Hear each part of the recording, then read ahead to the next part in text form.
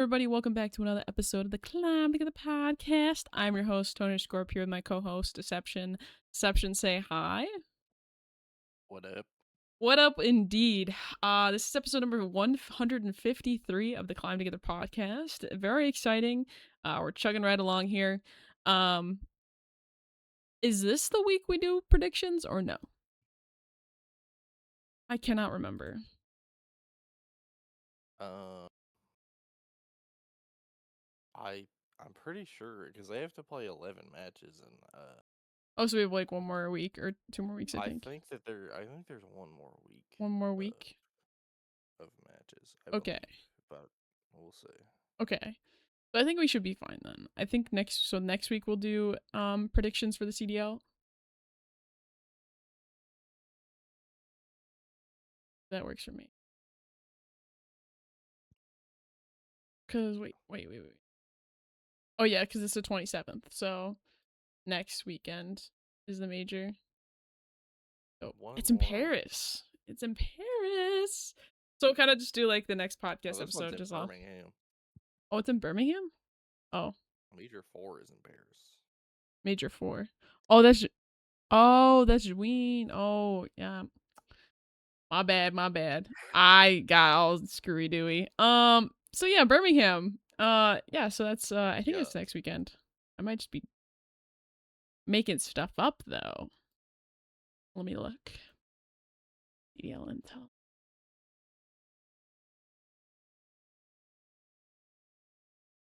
I think there is one more week.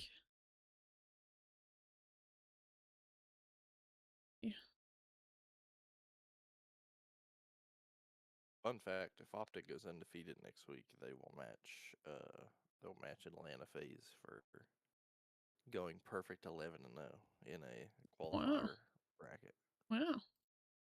Why am I trying to search the internet? I could literally go to callofdutyleague.com and like look at the schedule. What am I doing? What am I doing? Okay, yeah. Oh, it is the 27th. I was right. Kinda. Yeah. Okay. Sweet. So we got a nice bunch of matches going on this weekend. Um, next week One we'll. more week of league matches, and then we'll be there. Oh yeah. Finally, Oh yeah. Oh yeah. it's been kind of weird the how long this split has been, but it's also been fun because we get a bunch of matches every day because everybody has to play 11 matches. Yep. Honestly, I like it. I like the increase of Call of Duty. It's very exciting to watch. Just kind of like being able to just consume, it every weekend, all day, like pretty much. It's a really good experience. Um, excuse me. Yeah, Oh it's man. fun when you don't have a day of the weekend where there's like 2 matches, and Yeah, it's like, because it's oh, just I'm like, gonna all have to watch right, COD for like two we're hours, and yeah, that's it. We're good. and then it's just like a blowout 3-0, and you're like, okay, that was a waste of my time. It's like 2 3-0s, and it gets cut down to like an hour and a half. Yeah, literally. Like, come on, give us some more. We want more. Give me more. Give me more. All right. Window capture. That's why I said that I feel like they should do 11 matches every time. Oh yeah, Every split should be at least 11 matches. I agree. I think it just makes sense to have like that. Well, if you have 11 matches, that means that if they schedule it correctly, you play each team once. So True. True. True. And then that really like just like allows them to like us to really see like how teams stack up against each other and in that competitive yeah, setting. it's like now, like even though LAN is still different, it's like now you kind of know how something might go down on LAN, Yeah. We have a better idea of like which what is always good. what the dealio is. So one thing I did want to talk about today, it was what you sent me yesterday, 2 days ago. New Steam integration. Um thing. Uh Yeah, for I think I want to talk. Arby's Yeah, yeah, PS3, yeah. the PS3 emulator. Yeah. I kind of want to just talk about that for a little bit. Just because it is huge. I mean, to have like an emulator like this, that can just games can be directly launched from Steam, which is a nice fast track. It makes the integration of it so much better because now, Mhm. like, the big thing about this is like one of the notable things about RPCS3 as an emulator is that um well, one of two notable things. The first notable thing is that not all games are very playable because for some reason it seems to be difficult to emulate PS3 games, but the ones that are playable are great. Um but the other thing is like, depending on what controller you have, it could work or not work, even if you Mhm. configure it in RPCS3. It's just like it's very finicky about controller support at times and with certain games. Um, and this Steam integration is going to make a whole lot of things easier. Like, especially the controller integration, because with Steam integration and you being able to launch these games from Steam, you'll be able to access big picture mode, and that will end up letting you like actually have a controller with controller support all the time. It's never going to fail. And also, there there also like opens up avenues for like maybe games that didn't have the greatest controller support. There, it opens up avenues for like them to people in the community to create like layouts for you to put in big picture mode, that will allow your controller to work, because that's the main way that you get your controller to work on Steam when a game doesn't have controller support anyway. um but this is really good for RPCS3. I hope that other emulators do it. Mhm. Um, I especially this is also like super good for like Steam Deck users, or like people that have like the ROG Ally or the Xbox version of it. Um, because handheld consoles don't really they've never really had like Steam integration. Um or like any kind of emulation that can like make you be able to play these older games.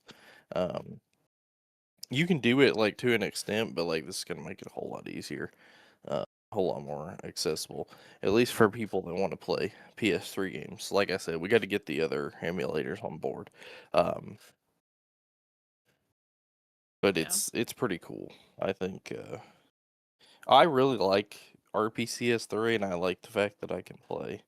Um I like the fact that I can just play old PS3 games from my PC, and I don't have to go like dig up my probably dead PS3 at this point, or go to like eBay and buy more games. Like, Yeah.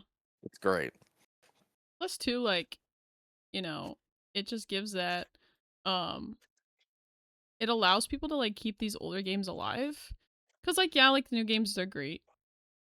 They're great games to play and um like, it's a fun time, but a lot of these older games, like, there's just so much they're so different, comparative to, like, newer games today, and they just work out, like, a different part of your brain when you play them. I was actually, like Yeah. y'all know I'm a big Noisy Butters fan. I was actually watching one of her streams one of her videos the other day, and she was talking about how, like, a lot of games now, like, she doesn't feel like she's getting, um, like, that mental exercise when playing video games because a lot of them, they Dude, I just tell watched a you what to video on do. TikTok about that, and Yeah, I like understand it. yeah, like, they're like, you just it's like, "Go here, okay." You're like, "Yes, I go here," but you Yeah, don't have to, like, the sit and game figure just it like out. the game is trying like newer games try to just cater to like the kids and the casual people that just have no idea what they're doing. Maybe have Yeah, never played a video game before, and they just like handhold you uh yeah. during the early part of the game, which like sometimes that's okay, but like that was like the fun part of like older games, was just having that freedom of like exploration and like figuring everything out. Yeah, like, the Um, time it would take people to, like, do all the Dark Ops challenges in Call of Duty because like, they're like, "We don't know what this one is. It's been 2 months since the game's come out, and we have no idea what this Dark Ops challenge is, and nobody can figure it out." And then one person figures it out, and it's, like, a crazy experience. But, like, now, like, everyone has, like, Dark Ops done in, like, literally the first month, and Well, it's and even, just like, speaking in, like, COD Zombies terms, it's like nothing seems like that cool anymore, yeah, because, like, the Easter eggs, like, they're, like, handed to you. when we had, like, the old like, when we went to Astra Malorum and we had, like and they had the old Pack-a-Punch machine on the map. It made the old Pack-a-Punch music, and it was all cool. Like it would have been awesome to just like be exploring the map and stumble upon that room and find it. But no, the game is just like the game has it just plastered on your screen that you need to go there, and you go there and you find the Pack-a-Punch machine. It's like, all Yeah, you right. used to have to like I remember like I would try to like figure you would find like a part and be like, "Oh, what does this part do?" Or, "Oh, what does this do?" And so it just made it so much it like made it so much more enjoyable because you were like every single time you did something, it felt a lot more there was more gratification to it, Oh, instead of just dude, it being don't handed even to get you. me started with like with buildables. Speaking about parts, like they've basically removed buildables from zombies, and I kind of don't like it because it was always fun, like trying to find the shield parts. And there were some maps that had like parts for wonder weapons you had to find, and it was fun, like trying to find them, Mhm. memorizing the spawns for them. Yeah. Like it was just like now there's like no buildables at all. I'm pretty sure, like I could be wrong because I haven't. There's a couple maps I haven't played, uh, like especially from like BO6, so I could be wrong. But like outside of outside of I think D Machine was like the only other map where you had like some sort of buildable, but it was just building like the ether remote control thing. Mhm. Um, I will say they kind of did revive it in Paradox Junction because um you have to. I'm not going to spoil it for to ruin the experience if people haven't played the map. But basically, the way you find the Blundergat in Paradox Junction is you do have to do some little quest things to find parts, and then you have to go put them together and build it. So that's kind of fun. Um, but at the same time, it's just like I wish we had like more buildables and stuff. Um, but yeah, the whole like RPCS3 thing with Steam emulation is awesome, especially because like one of the notable things about being able to emulate the old console games is it kind of depending on the game, it kind of opens up you being able to mod things, which is cool.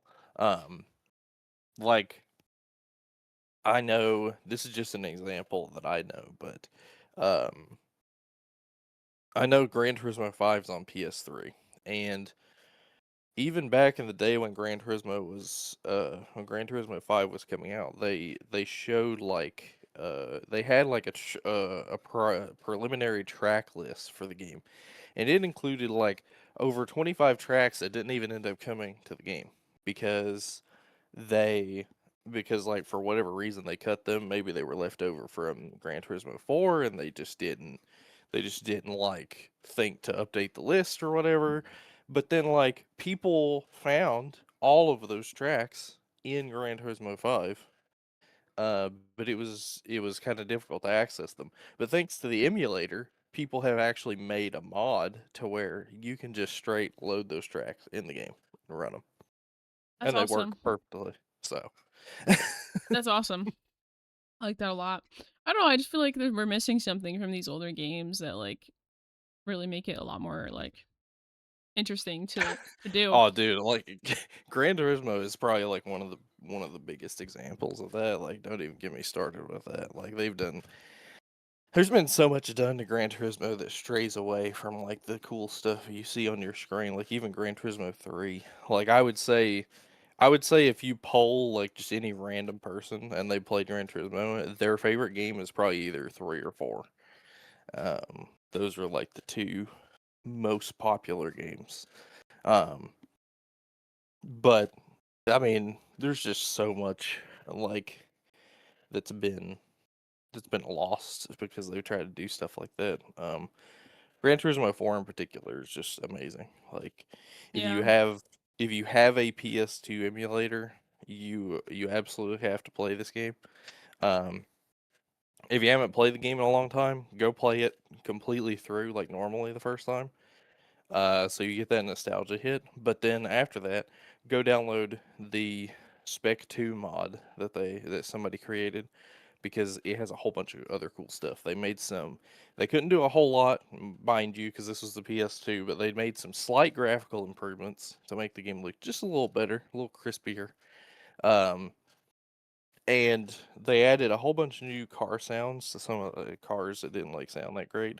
But one of the biggest things that they added to Gran Turismo 4 that I absolutely loved was the randomizer. The randomizer is amazing, and they basically made it to where anytime you start Gran Turismo 4, even normally, they make you put your name in, or you can enter whatever name you want. But I mean, most people would just use their first name or whatever. But the Gran Turismo 4 randomizer makes it to where you your name is tied to like a seed in the game. And instead of the typical like car progression that you get from completing events, doing the license tests and all that, which normally is just locked, it's like you're guaranteed to get this car if you do this event. Um, Depending on what name you put in, it will be a totally different seed, and all the car unlocks will be completely randomized. And it's so fun. It's great.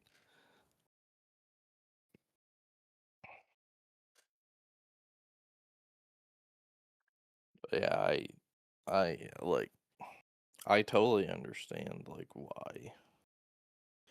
why people don't really feel as enjoyable about newer games because it's like the games just like handhold you through it. Like even in Gran Turismo, they like now they don't even really let you select like a starter car like they did back in these games where they gave you like $10,000 and they were like go to the used car dealership and go find a car. They just kind of just threw you in one and they're like there you go, you have one now. Yeah. I mean, but like even like the games that like have like little direction, you can still go to YouTube and type in game guide for whatever, and it'll show you how to go through like the hard parts, and it like takes the hard part out of playing video games, and it makes it, I mean, it makes it a lot more accessible, which is great because that means more people play video games, which is, you know, ultimately like the goal, right? But at the same time, it's Yeah. like it takes a lot of like the challenge out of it, because with Call of Duty, for example, like, you know, you have like classes and stuff like that. You just give people classes or the guide or whatever, and they don't actually have to sit Yeah. around and like test out different attachments and figure out what works, or you know, learn how to do um like these no recoil builds. Like you don't have to learn how to do recoil control. You know, so when you go to other games where that's not a thing, you're like, what is going on? And you're missing a very important skill. You know, you're like, Yeah. Wait, why do you mean this gun has recoil? That's stupid." And then you just stop playing the game, but it's like in actuality, like that's normally how it is. Like that's how it used to be. Well, Like you then still it's have to. like people utilize like people now like I don't think this happened a lot back then, mostly because like it was hard to find like guides for games or like it was hard to find people that knew how to play the game. So they were like, "Oh, you should do all this." Um, but now that like everything is so accessible like that, a lot of people I feel like use it as a crutch now. It's like Yeah. the Yeah. second that you feel like you are stuck somewhere, you just immediately stop everything and go to YouTube and look up a guide. Yeah, pretty much. That's pretty much what it is. And like there's no shame in it, but it's more of just like come on guys, like take the It was extra like more 2 fun when you seconds. had to, like when you really had to, like, grit your teeth and just grind through it. Even though like even then though, it's like I wouldn't use a guide unless like I was stuck on a part for like days. Like I was getting frustrated. Like I was starting to like get Yeah. violently angry because of how stuck I was. I think that happened to me one time. I think the first time I did it was I was playing Bloodborne, right? And I was stuck on this part. I could not figure out how to get how to get past this part. I was like really going insane. I like kept going in circles on the map. Like, how the frick do I get out of here? So then I looked up a guide because I was literally, it was like took me like 2 days to like figure out how to get out of it. And I was like, I can't keep doing this right now. It's either this or it's either like I look up this guide or I stop playing the game because I was just so frustrated. Yeah. And so I looked up the guide, I got past the part, and I ended up playing the rest of the game. But you know, it was just like it was like a last resort kind of thing, and not like a immediate like, oh, I died one time, I'm gonna go look up a guide, or I'm gonna watch someone play this on Twitch, so I already know what to do and where. You know, like I would purposefully like not watch streamers Dude, play a I game still until like I to do finished that with it. zombies maps, bro. Anytime a zombies map comes out, like, I try my best to avoid like everything until I Yeah. play it because I love the first experience of playing it.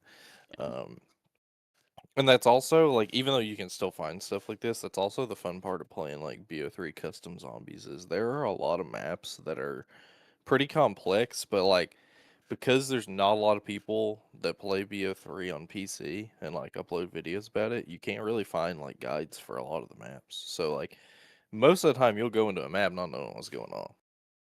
And it's fun figuring everything out. Yeah. It's just like one of those things. It's like I don't know. Like I just wish like more games like I mean I understand why the crutch is there, but like build a tutorial, you know what I mean? Build a good tutorial that like teaches you the basic tools on how to play the game and then be like, Yeah. "Okay, now you have to figure out the rest." And then just send us on Dude, our way cuz that'll create like much of a like just create like a better dude. thing. Don't even get me started on tutorials because I mean this has been said by other people before, but I have a whole rant on like why DBD's tutorial is bad and Okay, why it's give it not to me very accessible for other people. So like okay, you'll probably understand this a lot too because cuz I suck at a DVD. you're very much a DBD noob. You haven't played it that much. Nope. I'm Um under 100 hours, which means I'm a noob pretty so much. you're gonna totally understand what I'm saying here. You're gonna feel it for sure. But basically, like if people that are watching this haven't played Dead by Daylight before, the game at least in my opinion is pretty complex for like a multiplayer game. There's a lot to think about. Like when you look at the game, there's like I think there's over like 40 maps now. There's like 45 killers. There's like over 50 survivors, and each one of them has like 3 perks. So there's like in total like 400 perks in this game or whatever, maybe more than that. Um, there's a lot to take in, but basically in the tutorial, all they do is they're just like, "Hey, this is how you play the game. You're gonna run around. You're gonna do a gen. You're gonna throw a pallet to keep yourself away from the killer. You're gonna vault a window, and then you're gonna unhook somebody, and then you're going to escape through the exit gate, or alternatively, you're gonna escape through the hatch, and that's it." And that's like that that tutorial is not even like slightly scratching the surface of the game. Like that tutorial is like trying to break a diamond with a feather.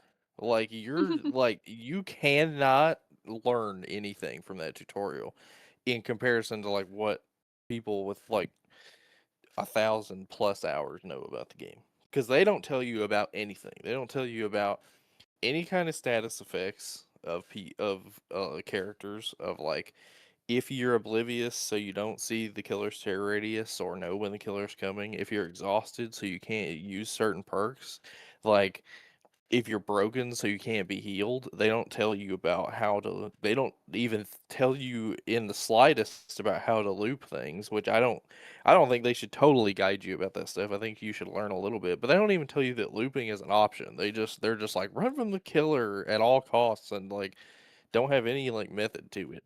And it's like they like they just do not cover like anything in the tutorial.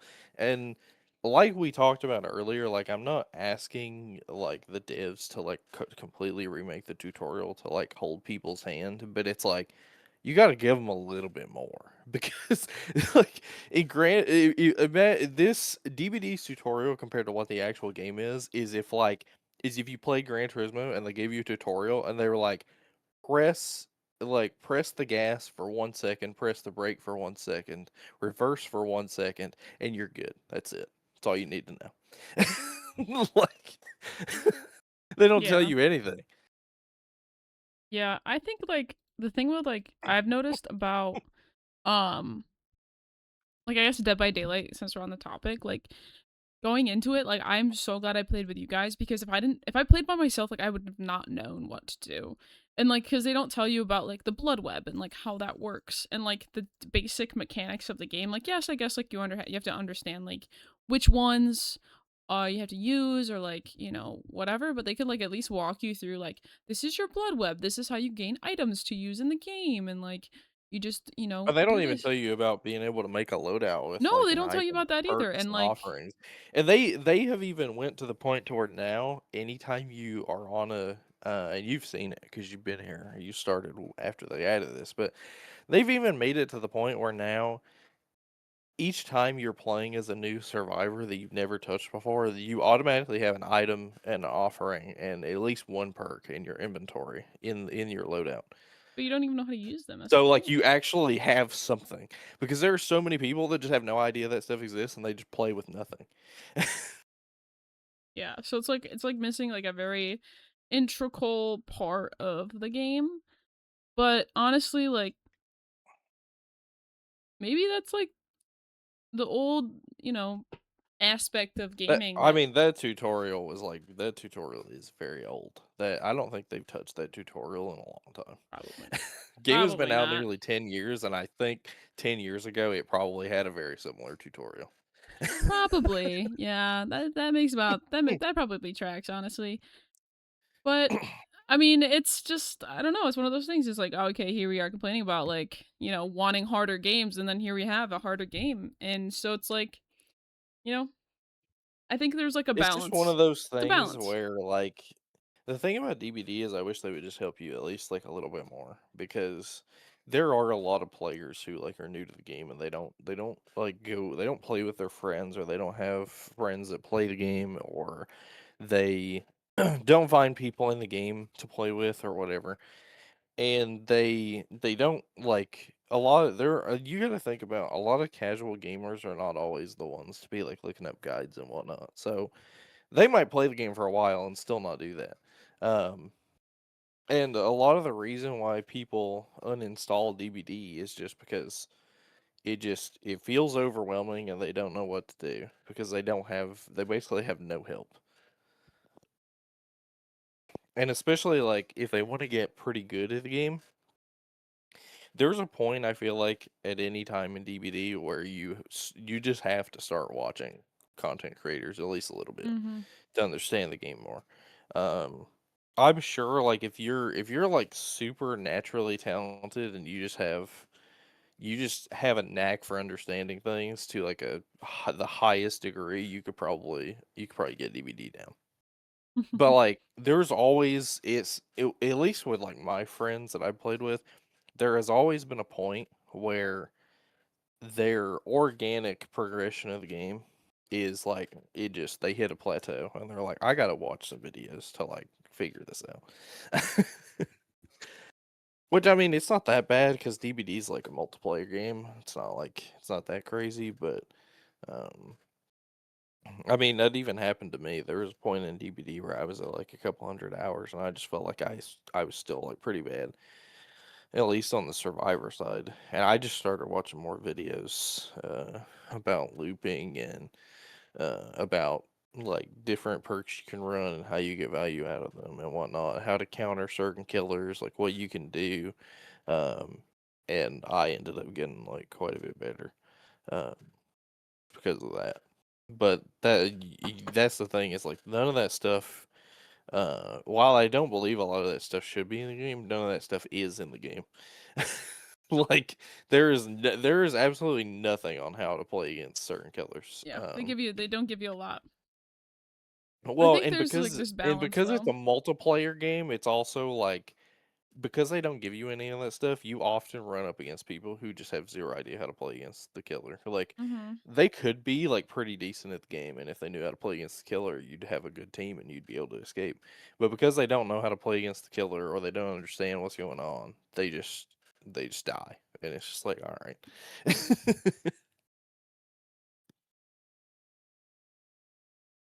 Yeah. Um so I think it's just like interesting. I think it's like a an interesting like point of view and just like a take back like a step back perspective of like where the gaming industry has gone in recent years due to this like big explosion of it into the mainstream. Because I mean really since COVID, like gaming has really transformed from this thing that everyone kind of hid. I mean it kind of started in high school, but like with like Fortnite and stuff, but I mean, it went from this thing that everybody used to just hide about themselves. No one really like talked about the fact that they were a gamer or a streamer or whatever. And then since COVID and the boom of gaming as a whole, like I feel like it's become more socially acceptable to play video games, which has increased the amount of people playing these games. And game developers are trying to like capitalize on that and make it so that, you know, these non-lifelong gamers can come and play these games and understand what's going on. Cause like a lot of the time, like you play a game and something happens and it's just like, you know, it's common game sense, not as much like particular to the Yeah. game. It's more of just like, oh, I've played a game like this before, and this is what I did in this situation. And you do it again and it works. Or like the storytelling of That's games or well, like that's kind of the funny thing about a loadouts. lot of the like the older games is like they did always seem to follow a pattern like that. So if you played one game, you'd understand how to play a whole bunch of other Hmm. games. So like it was just like you are a like you're a lifelong gamer. You understand these sort of things because these are like the basic skills taught to you when you play like I don't know, for me for example, like the basic skills when I used to play like Mario or like this Dora game that I used to play or like Yeah. Cooking Mama or whatever, you know, like these You could even certain apply it to zombies too. It was like you yeah. could go to a completely different game and a completely different map, and it's like, oh, I still have to find the shield, so I know there are three parts. I know there are three spawns for each part. Yeah, it's just like these are like transplantable ideologies about the game that you can just go from one to the other and understand what's going on. And so that was a I think that was a very integral part that was missing for a lot of these newer gamers because a lot of gamers now they've been playing like they haven't been playing their entire life. Before it was like you were indoctrinated Yeah. into gaming, you know, by your dad or older sibling or Well, and uncle that or part whatever. does help. If you start playing games young, you're often a lot better off Well, yeah, well, like for for multiple the long run. reasons. One, you have like the experience of playing for so long. Like I've been playing video games for almost 20 years and I'm 22 years old. Like I've been playing games since I was a toddler. You know, video games since I was a toddler. So like I have a lot more experience than someone that started, you know, 6 years ago in 2020. And Yeah. that shows. It shows in game sense. It may not show in gameplay all the time, but like when it comes down to it, like when it comes to what I know about games or what I think to do in certain situations, it's like a lot more applicable. It's like when you're you know, you're playing a card game or something, and it's a lot similar to another card game, like Monopoly and Yeah. Life and Clue and just, you know, there's different games and different aspects of each game that kind of get implemented into other games. And with these newer players, they don't have that like backing knowledge and education in gaming to know like these certain things like loadouts for example. Like me personally, when it comes to certain game like when it comes to games, like I'm always looking if there's a loadout option or there's a way to like customize because that's something that I've seen in so many different games that I'm just Yeah. expecting it at this point. Yeah, and like even you were talking about like a second ago, you were talking about like um how games need to be like how like some people just need games to be more accessible to them. And that even applies to me because like one of the first things I do anytime I get in a game, even before I play the game for the first time, if I'm waiting to play it on stream or whatever, I will get on it for like a couple seconds and just go make sure all my settings are good.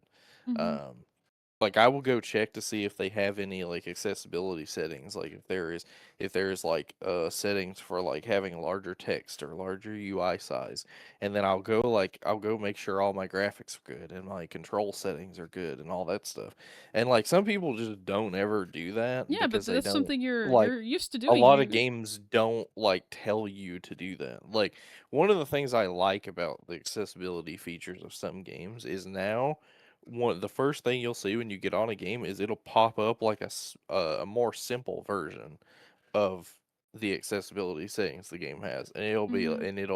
it'll ask you to customize them before you play it, and that helps because that'll kind of clue people in to be like, oh, there are settings for this. I can go check that.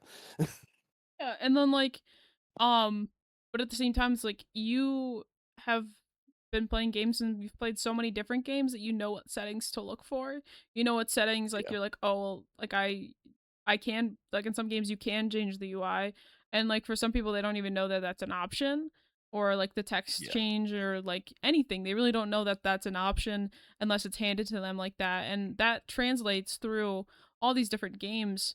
Um like for example, I'm going to use Kichi as an example even though she's a lifelong gamer as well, but like um I consume so much content about Call of Duty that like I just like know things because I just consume and she doesn't. You're just a knower.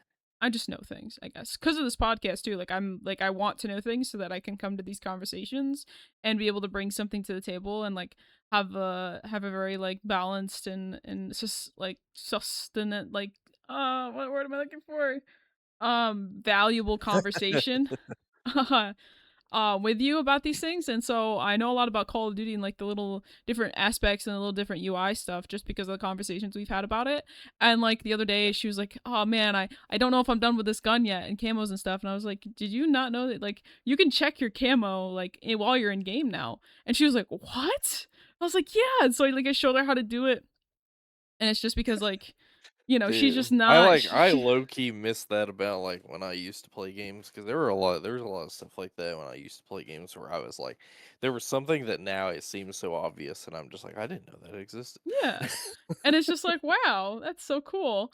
And so like I just like showed her that and it was just like one of those things. It was like, oh cool, now she does it. And then she just didn't know it before because she just didn't consume the same amount of content. She consumes the like the funny entertainment side of the gaming content. I consume She's not trying to be like an insider, and like she doesn't yeah. follow the Yeah, because leaks, or like she just does she it for doesn't fun. read every blog, like, Yeah, because so she she just probably does it had for no fun. idea. It's what she does, to de-stress from the day. She's not like so worried. She's a casual gamer. She's not worried Yeah. about like the ins and outs of the game, and she doesn't want to know about all that stuff. So, Yeah, and I mean that's good. Like they're like I've been like trying to play a lot of games where I play them like more casually because I used to try to play like obviously like I've tried to play uh games competitively before. And like sometimes it's fun, but sometimes you just want to like not think too much about a game. yeah, So that's always good.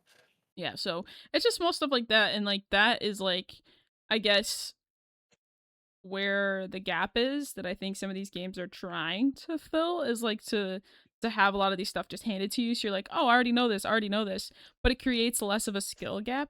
You know what I mean? So like you don't have to Yeah. like learn certain things and like understand certain concepts within the game. So Well, you just I mean some rely of on that these stuff has even crutches. happened to me before. Like I remember like for the longest time, like when the first time I ever played like Battlefield and stuff, in Battlefield for a very long time, like way longer than COD, you were able to completely customize your loadout, um, even in the game. Like you didn't have to be outside. Didn't have to be outside of the game in the create a class menu. And like I started playing other games that did that, and I was like, dude, we need this in COD. This is awesome. Like I would love to just be able to just change my attachments whenever. And then they added that in Cold War, and like because I wasn't used to it being in COD, even though I knew it was in there, I just didn't do it a lot. And I had to like Yeah. condition myself to like remember that I could do that because I was so used to not doing it in COD. Yeah, it's just such a different it's just such a different thing that I think now that games are just trying to make sure that you know the basics of gaming and can come into it as a newbie, I guess, or a noob. That's probably the better term, noob. Uh, and understand just like the basics of like how to play a video game. Like this is your creative class. This is what you need to do. These are perks.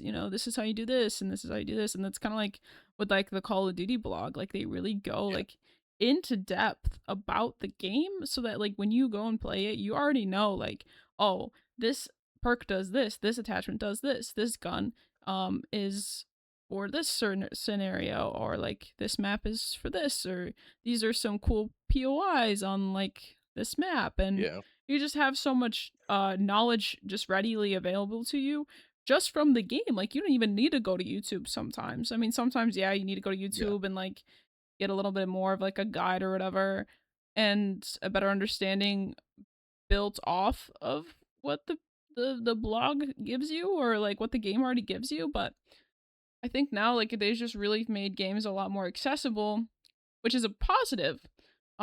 Don't get me wrong, but also, like, the negative aspect of it is, like, it makes games easier, like, they're not as challenging, they're not as rewarding, you know what I mean? Like, I feel like Yeah. getting a gold gun in Call of Duty used to be, like, the hype of my life, you know? Like, I would get a gold gun, and it was like I was like, Yeah. "Oh my god! Oh my god! Oh my god!" Like, I would be freaking out, and then now it's just like, "Okay, next one, let's go." You know what I mean? And it's just like, Yeah. it's not as gratifying as it used to be because it just feels easier, and I feel like I've lost the, like, Well, and also, difficulty like, of they it. kinda handhold you through that a little bit too much too, like, Yeah. I liked it more when it was, like, stuff was more secret, like, Yeah. obviously, gold wasn't that secret, it was like, "Oh, you just to get gold, like, it tells you, just complete all the camo challenges," but then, like, in Black Ops 2, when they introduced diamond, nobody knew it was a thing, Yeah, but until you got it. That's once the only you time. once you got once you got, like, all of the guns in a weapon class gold, all of a sudden this whole new camo unlocked, and you were like, "What? I didn't know that existed." And then that was like there was the hype there, Like there was the no unknown. there was no inkling of that camo anywhere. You couldn't find it in the creative class, you couldn't find it in the camo section, it did not exist. As far as people knew, it was not a thing. Nobody knew. And then like you got all the weapons gold on a certain class and all of a sudden it just unlocks and you're like, "What? I did not know this was in the game." It's kinda like that, like, the touching grass camo that unlocked when you, like, get everything done for the game, you know? And you got Yeah. all the guns Dude, gold, I'm all not the gonna max lie, like, level. that camo was pretty funny. It's a pretty good camo, but it's also really Like, you didn't know about it till you got it. You didn't know about it till you got it, and I think that was what made I mean, it it was the so same thing as Nexus Horizon too. Nobody yeah. knew about that. So I think those kinda camos are, like, just kinda funny to see because it's just like, yeah, nobody knew that this was a thing, and now that we've gotten it, it seems it's Dude, gratifying, but it's also I like, "Go touch remember grass," like, "Go outside." when they first did that and when they first did that with an absolute mastery camo, like for unlocking all guns gold in BO3 with Dark Matter, everybody was going crazy because it was like there were people doing camos, but there wasn't like a race to Dark Matter because we didn't know it existed. So Mhm. like people were just doing camos normally, and like obviously there were people like because that was back in the Stone well, Ages. The Stone that was Ages. when skill-based matchmaking wasn't that strong. It was, like, pretty weak, and there were obviously people who were, like, pub stomping and just going through the camos like a snap of a finger, and then they get all their diamond camos done, and all of a sudden, this crazy purple dark matter camo comes up, and they're just like, "Oh my What is god." that? You know, it makes it so much more enjoyable and, like, adds this different level and layer to the game. And I think that's something that, like, specifically with Call of Duty, just because, like, that's kinda where that's our forte and just, we I've been Yeah, playing the that's game what for I 15 was years, like but that's what I was gonna say is, like, we keep talking about multiplayer games in this kind of vein, like, obviously, single player games are a whole lot different. oh, yeah, Uh 100%. And, like, too, like, in single player games, like, you find something, you know what I mean? You find, like, this rare, weapon or this, like, And artifact or they whatever in, like, a often make recorder. games to where like, single player games often don't hold your hand, like, when we're talking about game like, trying to make, games more accessible and the positives and negatives of it, it's mainly, like, multiplayer games, Yeah, I like, mean, it happens single with, player like games don't really do that much, and I it think doesn't that's do it still as pretty good. much, but I think it does do it a little bit, like, as someone who's played, like I've tried to play single player games, I just suck at them, so, like, it takes me a while, and then a new COD comes out, I'm like, "Oh, well, I gotta play Call of Duty." Dude, Us I really wish I could get into, like, a single player game, like an I think the RPG or something. only I've just never one found one that I like. there's been a few that have really, like, just encapsulated me. The Last of Us, I've played multiple times in The Last of Us 2. I like the Oh, yeah, you Spider-Man love The Last games. of Us. I like the Spider-Man games, and then I know Red Dead is technically, like, online, but I love playing, like, the Red Dead story, Yeah. specifically. I Well, yeah, really you can enjoy play Red Dead, like, fully solo, like, yeah, it's and not like then The you have to Witcher. be The online. Witcher I did enjoy, like, all of them. And then, like, when I was younger, like, Ratchet& and Clank, and, like I think when I was younger, I played a lot more single player games than I do now. I think it's just because, like, that's just became, like, the natural shift in who I am as a gamer. When I was Yeah. younger, I played a lot of, like, Spyro, Ratchet& and Clank, Skylanders, like, um Skylanders is such a throwback, I love that game. Um, and then I just played, like, a lot more, story-based games like Fallout, um, and now I just feel like I gravitate towards multiplayer because I just enjoy Yeah. playing against other people. I just have that, like, competitive nature. I think that I just shifted Yeah. for me. I think that's kind of where I actually, now that I think about it, I think that was the shift because when I was younger, I was swimming and I was competing in that way, and that was my competitive outlet. And then when I stopped swimming because I injured my back, I needed that competitive outlet again, and Yeah. I found that on online multiplayer in these games. And, like, I had that growing up or whatever with my cousin, like, we would compete against each other, but Yeah. it wouldn't be all the time, and, we still had that competitive outlet of, like, our sports and stuff, so but definitely when I lost that, I feel like I really just full shifted to multiplayer because I'm like, "Yes, I can be competitive, I have this outlet all the time," and I feel like I don't have that in single player games because the only person I'm competing against is Yeah. myself. And even sometimes I'll like compete against myself and be like, all right, well, like the challenge that I do when I do like story mode games is like, all right, every single time I die, I have to do a challenge because like I can't die. And like I'm competing against myself. I'm like, all right, if you lose by dying, then you have to do a challenge and you get punishment or whatever. So I feel like that was the kind of the shift for me, honestly. Yeah, I also think that like when the longer that like we've been talking about single player style games, I think we have to I think to an extent we have to kind of change it to like story mode games because when I think about like single player games that I have played technically a lot of single player games, but um a lot of them are racing games where Mm, it's less like a story mode in a lot of ways, but it's more like just like building yourself up throughout a career, which is like no, yeah. you can put story elements in it, but it's a little bit different. It's not the same Yeah. No, like that a makes story mode sense. game. I guess But there are like like there's different variables of like multiplayer and single player games and like some of them are I story mode will based say and some of though, them are like like that. single some like especially when it comes to like sports games or like racing games or whatever, single player often is like what people still like a lot Mhm. because they have made it to where the AI in those games is so good that like you can play against them and they feel like you have like a real challenge. Um Yeah, like the like bosses. Oh my I god. know on NASCAR 25 if you run like max AI difficulty which is 105, unless you're, like, pretty good at the game and you have, like, a pretty decent setup or you know how to set up the car, you are not gonna beat those AI, you're not gonna win the races. They are, like, seriously fast. Yeah. I It is mean, a real challenge.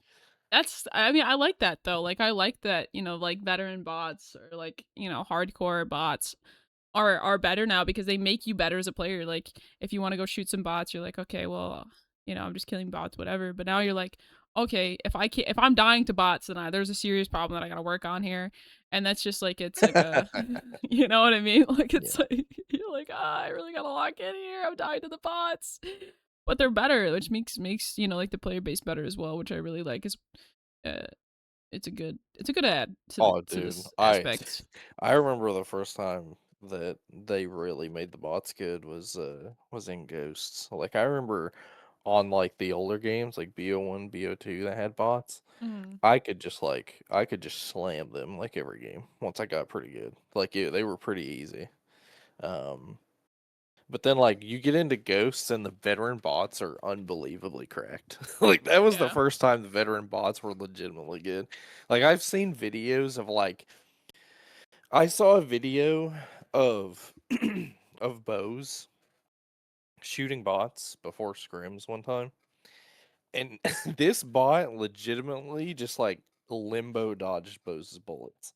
Like What? the bot like the bot like slid like so he was about to shoot this bot. He was on the strike zone and they were like in the back of like the bar area where like B Dom was. And this bot legitimately, he starts the bot is running to the flag, has his back to Bose. Bose shoots one bullet, and the bot just immediately turns around, but in the same motion does a slide, but also goes prone and goes to the right and just like smokes him in like two bullets. Like, and Bose couldn't do anything about it. I was like, what is happening with these bots? Hey, they're warming you up, you know what I mean? It's a better warm up than just whatever. That was like something that like it couldn't even be done in Ghost. There was like no way that you could pull that off as an actual player. Hey, you know what? Oh Sometimes it's man. how it be. Um, but yeah, I think that that's just like a really important aspect that I think I don't know, it was like a nice like this whole topic has been like a good we really didn't have much to talk about as far as like CDL or anything like that. So I feel like just going down this like rabbit hole of just the difference in gaming now between like then and now.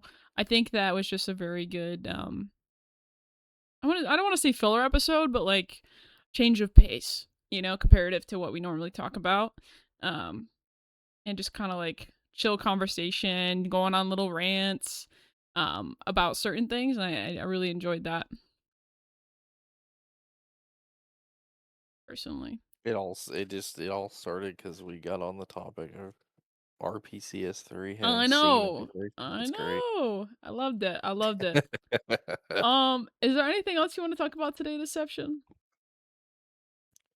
I mean, not really. Like, obviously, we still have 1 week left in the CDL, so we don't have predictions to do. That would take another half hour. Yep. Um, Yep. probably like probably the only other like big thing that I would probably talk about today is the fact that you were talking about Paris before. Uh, the Major 4 format got announced, and it is a little different. It's a little different than what we're used to, but it is a 3-day format. It's a 3-day event. Um, but it works a little different to what we're all used to, which I think is kind of crazy considering the CDL has kind of been hard stuck on a format and they never change it no matter what. Mhm. It's kind of insane to me that like although the system for these events anyway, these EU events is going to be a little different. It's crazy to me that that the CDL actually like opened this up as an option. Um, but I think this event's going to be pretty cool. And it's also going to be they announced that this event is going to be played in a like I think it's a rugby arena, but it's definitely like the biggest arena that has ever hosted a CDL event. Um, I think the capacity uh and we can factor this in since it's the CDL. The capacity for when concerts are hosted at this arena is like 40,000, which is insane. Now, will we get 40,000 for the CDL? I don't know, but if we even got like half that, that would still probably be the biggest attendance ever for a CDL event. I think so Because like too. the only other time I remember there being an arena that big or kind of close uh, that gave us attendance like that was like Champs 2017 because they had that in the Amway Center in Orlando, which is the home of the Orlando Magic NBA team. So that arena was pretty big. That held, I think, about 15, 20,000 people. Did we fill that? I don't know, but it was pretty huge. Like at least when you saw the arena and when you saw like what they were playing in, it looked massive. Mhm. Um, so this arena essentially is like double that. So Yeah, so that's gonna be exciting to see. I mean, they're doing so they're gonna have elimination matches on Friday. Then on Saturday they're gonna do playoff matches, and then they're gonna have championship Sunday with a final and then trophy presentation. So it should be interesting to witness. I do like that all 12 teams make it and Me they don't have to too. fight it out on land. That's I actually good. agree. Um, I and agree. I the agree. fun thing about the elimination matches is look how many of them there are going to be on Friday. Like it's going to actually be insane. Like Friday is going to be nuts on this event. Like Yeah. And even 1:30 on p.m. Saturday, to because 10. we're gonna have like 6 matches on Friday and 6 matches on Saturday. Like it's gonna be crazy. These are This gonna be is like this might 9 hour this might days. end up being the best event of the year. This might be it. Yeah. So exciting stuff. Uh can't wait to watch. Um but first we got Major 2. So next week we'll do our bracket predictions per usual. I mean, after this weekend the bracket will be set, so I'll take that, put that into my little Excel sheet thing, Yep. and then we'll do our predictions, and then the next week we'll go over it, really go in depth and like talk about just like the different things happening and just what's going on with that. But yeah, so I think that's it from us today. So thank you guys so much for tuning into this episode of the Climb Together podcast. It's been episode 153. Deception, say bye. Bye. If you guys did enjoy the podcast, make sure you guys do follow us on Twitch where we stream this live at twitch.tv/Deception276 and twitch.tv/thetonage_scorp. And if you guys are watching this on YouTube, make sure you guys subscribe to the channel and like the video. Makes a big difference. It's huge support for us and this podcast. So make sure you guys follow, subscribe, like, watch, whatever. And if you guys are watching here on Twitch and you missed part of the episode, go catch the rest of it later. Be uploaded in a couple hours here. So go check the rest of the episode there. Alrighty, guys. See you guys next time. Peace.